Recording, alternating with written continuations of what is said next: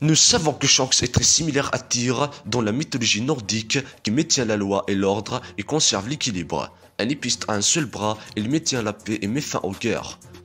Nous avons pu avoir sa nature opposée à celle de Barbe Noire lorsqu'il a essayé d'empêcher la guerre avant qu'elle éclate alors que Barbe Noire était en train de la déclencher. Shanks veut empêcher l'époque de sombrer dans le chaos. Il met fin à la guerre à Marineford et il craint l'ambition de Barbe Noire. Comme nous le savons de la mythologie nordique, Fenrir, le loup-fils de Loki à Ragnarok, crée le chaos et la destruction. Ragnarok qui signale la chute des dieux du pouvoir. Barbe Noire représente Fenrir. Il engendre le chaos et la destruction. Fenrir, dont on dit que ses deux frères viennent au Ragnarok pour provoquer des tremblements de terre et jeter l'obscurité sur le monde.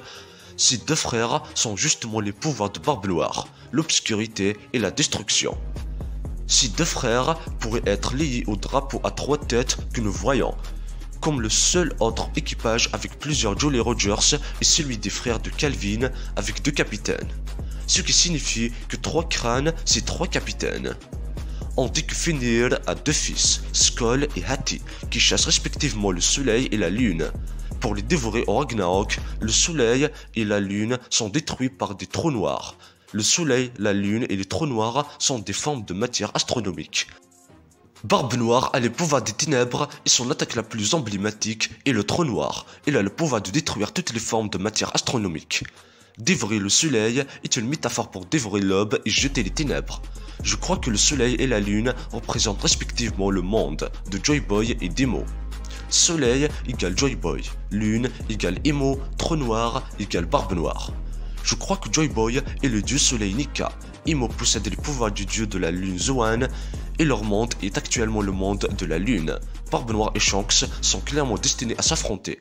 Il n'y a pas de meilleur endroit que l'Elbaf pour combattre Shanks. Elbaf a ce thème nordique clair dans tout le pays. En Elbaf, ils ont aussi dit que la seule chose que leur lance Elbaf ne peut pas briser est le serpent trempé dans le rouge. Ce qui est la ligne rouge, qui est une référence claire au serpent mondial, Jormungandr, le serpent mondial qui a une haine et une rivalité avec Thor.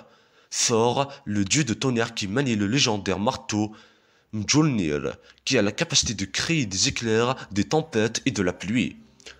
Nous savons que les gardes suprêmes sont les plus grandes armes de One Piece. Je crois que l'équivalent de Mjolnir en Elbaf a été utilisé pour forger la Naginata de Barbe Blanche, les cutlasses de Roger, le sabre de Xebec, le sabre de Shanks et ainsi de suite. On dit que ce marteau a été forgé à partir du noyau d'une étoile morante. Je crois qu'à Elbaf, plusieurs personnes ont essayé d'utiliser ce marteau mais ont échoué. Personne ne peut l'utiliser, mais l'homme qui l'utilisait autrefois est mort. Potentiellement, vous devez être éternellement courageux pour le manier. Donc Usopp pourrait obtenir son marteau et devenir non seulement courageux, mais aussi l'homme le plus courageux des mers. Le sabre de Shanks est appelé Griffon. Le terme Griffon fait référence à un créateur mythologique ayant le corps d'un lion et la tête d'un aigle. Le corps d'un lion signifie le cœur d'un lion. La tête d'un aigle signifie les yeux d'un aigle. Cœur de lion, incroyablement courageux. Les yeux d'un aigle, une vision incroyable, une grande perspicacité, une grande vigilance.